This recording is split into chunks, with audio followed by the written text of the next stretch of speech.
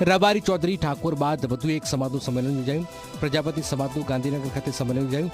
રાજ્યમાં 60 લાખની વસ્તી હોવા છતાં પ્રજાપતિ સમાજને રાજકારણમાં યોગ્ય સ્થાન મળતું નથી, જેથી આવનાર ચૂંટણીમાં પ્રજાપતિ સમાજને યોગ્ય ન્યાય મળે તેવી માંગ કરાઈ છે। પ્રતિનિધિત્વ ન અપાયું તો સંમેલન કરી મંથન કરશે।